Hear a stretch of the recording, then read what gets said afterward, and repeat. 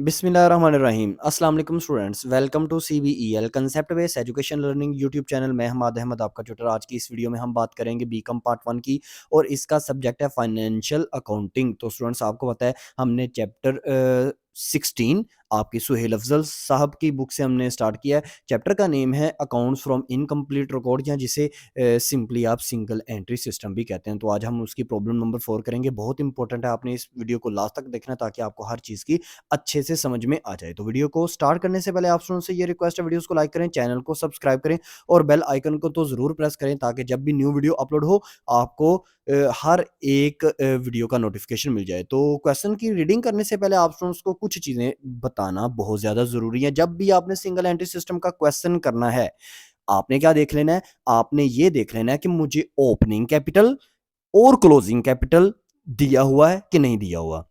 जब आपके पास छोटे साल का कैपिटल हो वो आपका ओपनिंग कैपिटल कहलाता है, बड़े साल का कैपिटल आपका क्लोजिंग कैपिटल कहलाता है। दूसरा, आपने अपने माइंड में ये बात रखनी है कि आपने हमेशा प्रॉफिट या लॉस देखना होता है। तो उस प्रॉफिट या लॉस को देखने के लिए आपको ओपनिंग और क्लोजिंग कैपिटल की ज़रूरत पड़ती है। तो जब भी आपको ओपनिंग या क्लोजिंग कैपिटल में से कोई एक चीज़ नहीं दी हुई तो आपको बनानी पड़ेगी। उसके लिए मतलब वो आपको कैपिटल निकालना पड़ेगा। तो उसके लिए आप स्टेटमेंट ऑफ अफेयर बनाओगे, या ओपनिंग या क्लोजिंग। तो अब हम क्वेश्चन की रीडिंग करते हैं और देखते हैं कि क्वेश्चन क्या हमसे डिस्कस कर रहा है।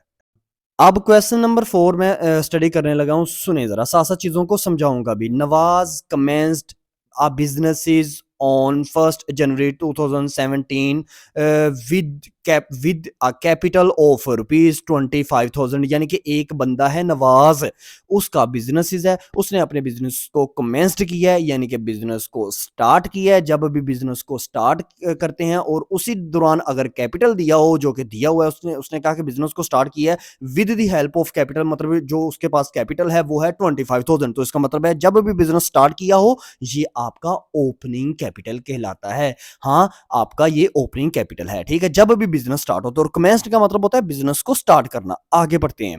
ही immediately bought furniture and fixture of ₹5,000। उसने उसी दौरान, यानी कि उसी डेट को, इमीडिएटली का मतलब होता है 1 जनवरी 2017, उसी वक्त उसने फर्नीचर भी परचेज किया है 5,000 का। देखते हैं इसको हम कहां पर लिखेंगे। एक्चुअल में ये हमारा एसड होता है। आगे देखिए। On 30th June 2017 he borrowed 12,500 from his wife। उसने 12,500 रुपया अपनी वाइफ से उधार लिया है with the interest 9% and interest yet paid. समझे बात को। उस बंदे ने क्या किया है, उस बंदे ने ना अपनी बीवी से ना 12,500 रुपया जो है ना वो उधार लिया, यानी कि लोन लिया। समझे बात, लोन लिया, लॉन्ग टर्म लिबिलिटी, और 9% के हिसाब से उसको कहा, अपनी बीवी को कहा कि जब भी इसको पे करूंगा ना 12,500, तो 12,500 रुपया तो दूंगा, लेकिन तुम्हें उसके ऊपर इजाफी इंटरेस्ट 9% भी दूंगा। यानी कि इसका मतलब है उसकी दो लिबिलिटी क्रिएट होगी। एक तो उसने लोन भी देना है और ऊपर से इंटरेस्ट भी देना है, और आगे ही लिख दिया इंटरेस्ट नॉट पेड। अभी तक इंटरेस्ट जो है ना वो अपनी बीवी को पे नहीं किया गया। आगे लिखा हुआ है and introduce further capital amounting ₹3,750। यानी कि उसने क्या किया है, इस साल के दौरान उसने 3,750 एडिशनल कैपिटल, फर्दर कैपिटल इसको कह दें, एडिशनल कैपिटल कह दें, इसको फ्रेश कैपिटल कह दें, इजाफी पैसा है, ये उसने अपने बिजनेस में लगाया। तो आपको पता है ये जब हम statement of profit and loss account बनाते हैं वहां से हम ये लेस करते हैं, तो साथ डेट नहीं दी हुई तो हम ये नहीं कंसर्न करने, मतलब अपने माइंड में हम ये नहीं सोचेंगे कि उसने ये जो कैपिटल है ये साल के किस मंथ के अंदर उसने लगाया है। ये आपने नहीं सोचना क्योंकि उसने डेट नहीं दी हुई। आगे देखिए। नवाज ने क्या किया, कुछ ड्राइंग की है 750 रुपीज पर मंथ के हिसाब से फॉर हाउस होल्ड पर्पसेज, यानी कि अपने जाती इस्तेमाल के लिए ना उसने 750 रुपए पर मंथ निकालता गया। तो पर मंथ का मतलब है ये हमारी ड्राइंग है, इसको हम प्रॉफिट एंड लॉस अकाउंट जब स्टेटमेंट बनाते हैं उसमें हम इसको ऐड करते हैं। तो ये पर मंथ है, तो 12 से मल्टीप्लाई करके तो फिर हम इसकी अमाउंट को ऐड करेंगे। आगे देखिए एंड हिज पोजीशन ऑन 31 दिसंबर 2017 को, यानी कि at the end of year उसकी पोजीशन क्या है, यानी कि ये हमें क्या दिया हुआ है, क्लोजिंग कैपिटल के हवाले से हमें चीजें बताई हुई हैं। सबसे पहले देखिए cash in hand 500, cash at bank 6500, फिर उसके बाद आपके पास सन्ड्री डेटर्स कितने 12000, स्टॉक 17000, अब स्टॉक के बाद आपके पास आ गया बिल रिसीवेबल 4000, फिर उसके बाद क्या है, सन्ड्री क्रेडिटर्स 1250 रुपीज।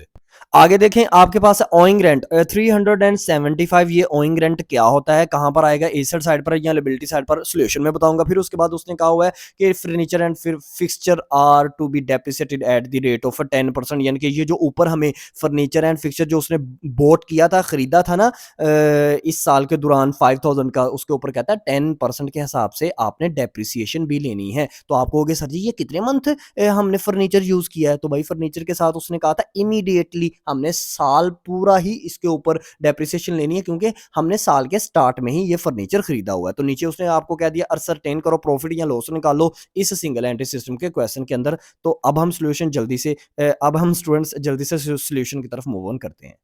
अच्छा तो स्टूडेंट्स अब हम सोल्यूशन की तरफ मूव ऑन कर गए। मेरी बात को बड़े अच्छे से आप लोगों ने समझना है और सुनना भी है। हमने बनाना है सिंगल एंट्री सिस्टम का प्रॉफिट निकालना है या लॉस निकालना है। सुनिएगा अब जरा बात को।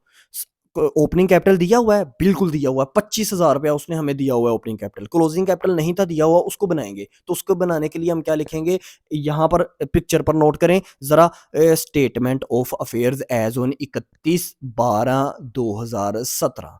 अंडरस्टैंड होगी आपके पास सामने बात। नीचे फॉर्मेट क्या होगा, assets rupees, liability plus capital rupees. Asset side पे वो नीचे वो क्वेश्चन के अंदर आपको जितनी भी चीजें दी हुई है ना, उसमें से हम अब आइडेंटिफाई करेंगे एसेट के अंदर कौन कौन सी चीजें लिखेंगे और लिबिलिटी के अंदर कौन कौन सी चीजें लिखेंगे। एसेट में सबसे पहले हम लिखेंगे कैश इन हैंड, कितना था 500, मैंने एसेट साइड पर रिकॉर्ड कर लिया। कैश एट बैंक ये भी एसेट होता है, मैंने रिकॉर्ड कर लिया एसेट साइड पर 6500।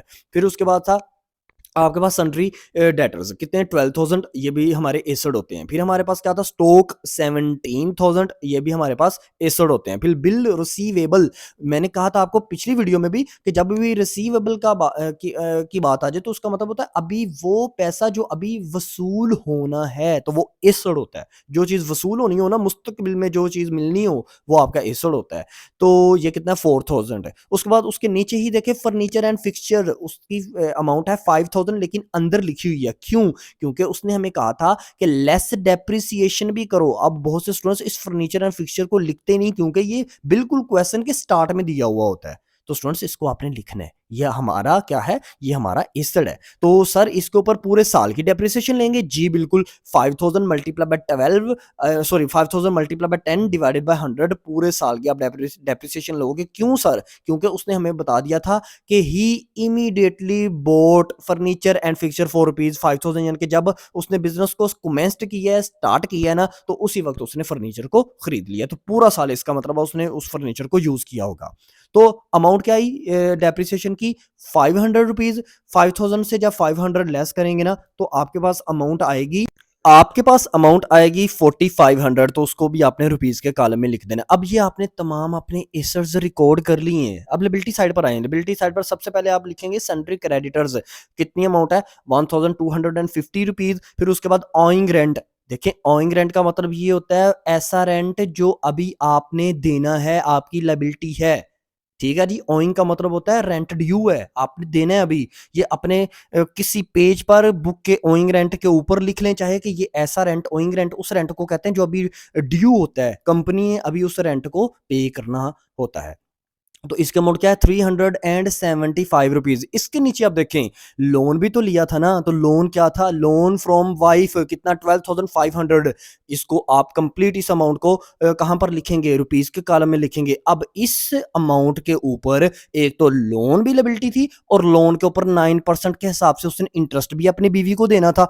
वो भी उसने कहा हुआ था क्वेश्चन के अंदर कि इंटरेस्ट नोट पेड, कि इंटरेस्ट अभी नहीं दिया हुआ, तो जरा 9% के हिसाब से इंटरेस्ट ले। हाँ, तो आपने सबसे पहले लिखना है इंटरेस्ट ड्यू, हेडिंग दे देनी है। फिर उसके नीचे आपने लिखना है 12500 मल्टीप्लाई बाय 9 डिवाइडेड बाय 100, क्योंकि 9% था। अब multiply by 6 divided by 12। Sir ji ये क्यों किया है, क्योंकि उसने मुझे ये बता दो, ये 2017 साल, मतलब 2017 का पूरा साल ही हम यूज़ कर रहे हैं ना, इसके उसने किस मंथ के अंदर अपनी बीवी से लोन लिया? उसने 30 जून 2017 को जाके लोन लोन लिया, यानी कि 30 जून, यानी कि जून का भी पूरा मंथ आप छोड़ ही देना, 30 जून समझ लें कि उसने यकम जुलाई को जाके लिया लोन। तो आगे वाले मंथ काउंट करें, आपके पास ईयर कब कंप्लीट हो रहा है?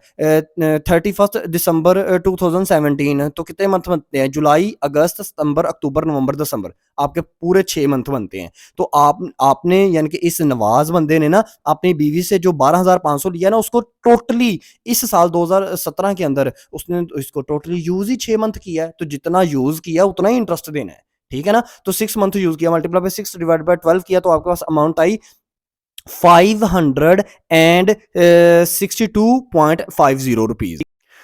अब स्टूडेंट्स आपने क्या करना है, टोटल कर लें, दोनों साइड का टोटल करें, तो आपके पास एसेट साइड बड़ी है, वो आएगी 44,500। दोनों साइड पर इस अमाउंट को लिख दें और एसेट साइड में से लायबिलिटी साइड माइनस कर दें, लायबिलिटी साइड की वैल्यूज को माइनस करें, तो आपके पास क्लोजिंग कैपिटल निकल आएगा कितना? 29,812 रुपीज 0.50 आपने साथ में लाजमी लिखना है, ठीक है ना? तो ये आपका क्लोजिंग कैपिटल निकल आया। अब इस क्लोजिंग कैपिटल को हम कहां पर यूज करेंगे? हम प्रॉफिट एंड लॉस अकाउंट, ये स्टेटमेंट, मतलब एक्चुअल में हमने इस बिजनेस का, नवाज बिजनेस का क्या निकालना है? 2017 का प्रॉफिट निकालना है या लॉस निकालना है, जो भी आया होगा। तो नीचे आप आ जाएं, इसी पिक्चर पर नीचे नोट करें क्या लिखा हुआ है, statement of profit and loss account for the year ended. यहां पर आप लिखते हैं for the year ended, for the year ended 31/12/2017। फिर इसमें आप सबसे, इसका कोई ऐसा फॉर्मेट नहीं होता, सबसे पहले आप क्लोजिंग कैपिटल लिखते हैं, तो यहां लफ्ज लिख लें क्लोजिंग कैपिटल, यहां लफ्ज लिख लें कैपिटल एट 31/12/2017। तो कोई मसला नहीं है। अमाउंट कितनी है? 29,812.50, यानी कि 29,812.50 रुपीज, ठीक है? इसमें आपने क्या करना है, हमेशा ऐड करनी होती है ड्राइंग। ऐड क्या करनी होती है स्टूडेंट्स? ड्राइंग। तो ड्राइंग को ऐड करें, लेकिन ड्राइंग तो हमारे पास पर मंथ में उसने दी थी क्वेश्चन में, वो कितनी थी? वो थी 750 रुपीज। तो आपने क्या करना है, 750 रुपीज को मल्टीप्लाई बाय 12 करना है। आपने जब 750 रुपीज को मल्टीप्लाई बाय 12 किया ना, तो आपके पास अमाउंट आएगी 9,000। ड्राइंग की अमाउंट आ गई 9,000। इसको ऐड करें 29,812.50, ये क्लोजिंग कैपिटल है, इसमें ऐड करें ड्राइंग 9,000, तो आपके पास अमाउंट आएगी 38,812.50, ठीक है ना? तो ये आपके पास अमाउंट आ गई इसको ऐड करने के बाद। अब हमने इस अमाउंट के अंदर तो लेस करना है क्या? एडिशनल कैपिटल, जिसको फर्दर कैपिटल भी कहते हैं, जिसको फ्रेश कैपिटल भी आने वाले क्वेश्चन में कहा जाएगा। तो आपने कंफ्यूज नहीं होना, आप चाहे एडिशनल कैपिटल की जगह वर्ड फर्दर कैपिटल लिख लो, जो आपकी बुक वाले ने यूज किया हुआ है, कोई मसला नहीं। अमाउंट कितनी है? 3,750 रुपीज। इसको लेस करना है, तो 38,812.50, इसमें से लेस करें 3,750, तो आपके पास अमाउंट आएगी 35,062.50, यानी कि 35,062.50, ये आपके पास क्या आ जाएगा? ये आपके पास अमाउंट आ जाएगी। अब जब भी हम लेस करते हैं एडिशनल कैपिटल को, तो जो भी जवाब आता है ना, उसको हम एडजस्टेड कैपिटल कहते हैं। तो हम इसको लिखेंगे एडजस्टेड कैपिटल ऑन 31/12/2017। इसमें से लेस करेंगे हम क्या? Opening capital. तो चाहे लिख लें capital start, capital at the beginning लिख लें, कैपिटल एट द स्टार्ट लिख लें, या ये लिख लें कैपिटल ऑन 1/1/2017, इस तरह लिख लें, कोई मसला नहीं है, ठीक है? तो अमाउंट कितनी है? 25,000। तो 35,062.50, इसमें से माइनस करें 25,000, यानी कि 25,000, तो आपके पास अमाउंट आएगी 10,062.50, यानी कि आपके पास आ जाएगी 100,062.50। ये आपके पास क्या आ गया? आंस आ गया। अब ये आंस कैलकुलेटर पर पॉजिटिव में आया होगा तो हमारा प्रॉफिट है, नेगेटिव में आया होगा जवाब तो हमारा लॉस है। तो पॉजिटिव में आया है ना, क्योंकि 35,062 ये ज्यादा वैल्यू है, 25,000 थोड़ी वैल्यू है। तो ये हमारा प्रॉफिट निकल आया। हम इसको लिख देंगे, इसके सामने प्रॉफिट का वर्ड लिख देंगे, स्टेटमेंट लिख देंगे जो मैंने लिखी हुई है। तो यहां पर स्टूडेंट्स आपका ये क्वेश्चन एंड हो जाता है। आई होप सो ये सिंगल एंट्री सिस्टम का ये क्वेश्चन आपको समझ में आया होगा। बहुत ईजी क्वेश्चन है, ज्यादातर मिलता जुलता ये क्वेश्चन नंबर 3 की तरह है। आने वाली वीडियो में जो क्वेश्चन नंबर हम 5 करेंगे बहुत ज्यादा वो इंपॉर्टेंट है। और आपने क्या करना है, इन वीडियोस को ज्यादा से ज्यादा अपने फ्रेंड्स में शेयर करना है, वीडियोस को लाइक करना है, सब्सक्राइब करना है, चैनल को सब्सक्राइब करना और ज़्यादा से ज़्यादा ना इस चैनल को फॉलो करना, क्योंकि इस चैनल का मेन मोटिव ये नहीं है कि आपको सिर्फ क्वेश्चन बताए जाएँ, हम आपको पेपर पेयरिंग स्कीम हर किस्म की हम चीज़ें आपसे डिस्कस करते हैं। Paper pairing scheme, notes, online classes, हर चीज़ इस यूट्यूब चैनल पर अवेलेबल है। तो स्टूडेंट्स आप ज़्यादा से ज़्यादा इस यूट्यूब चैनल को विज़िट करें, अपना ख़्याल रखें, अपने इस यूट्यूब चैनल का भी। अल्लाह हाफ़िज़।